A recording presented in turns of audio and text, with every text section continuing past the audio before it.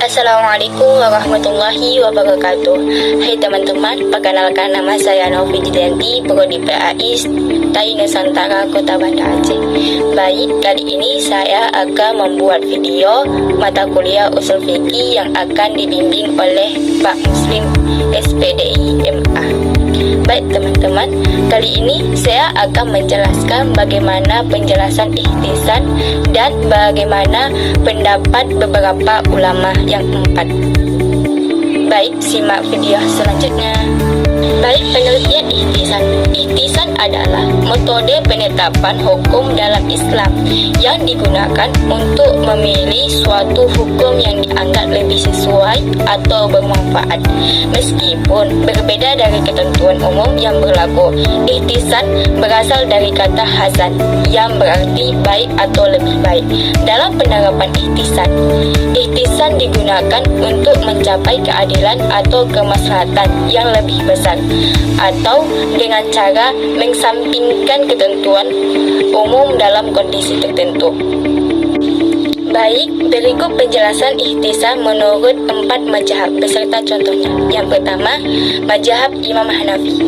Imam Abu Hanafi mendefinisikan ihtisan sebagai berpaling daripada dalil qiyas yang jelas kepada dalil qiyas tersembunyi demi kemaslahatan yang lebih baik.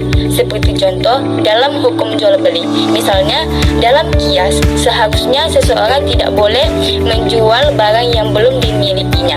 Namun, Imam Hanafi membolehkan akad salam meskipun barangnya belum ada, karena dianggap sebagai kemaslahatan untuk memenuhi kebutuhan masyarakat. Yang kedua itu adalah pendapat mazhab Imam Maliki.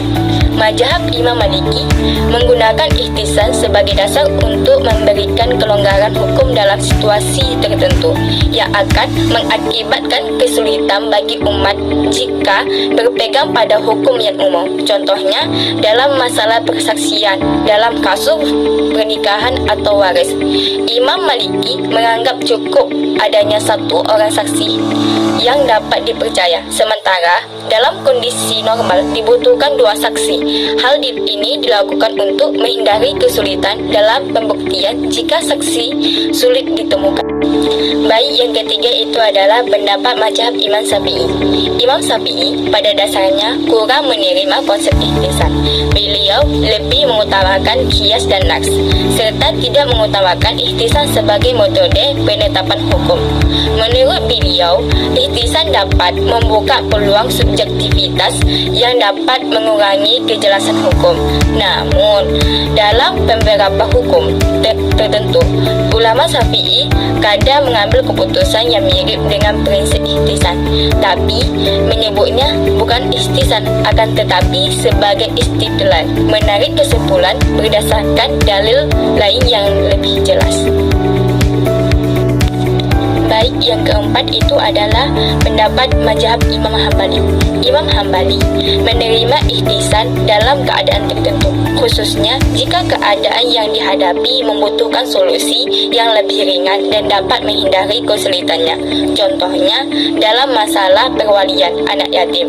Misalnya, Imam Ahmad membolehkan wali untuk melakukan jual beli dengan harta anak yatim jika memang ada maslahat yang lebih besar bagi anak yatim, meskipun dalam hukum asalnya anak yatim harus dilindungi dari transaksi yang berpotensi dan merugikan. Baik, kesimpulannya di sini, secara umum ihtisan memberikan fleksibilitas dalam hukum Islam dengan tetap mempertimbangkan kemaslahatan atau kebaikan yang lebih besar.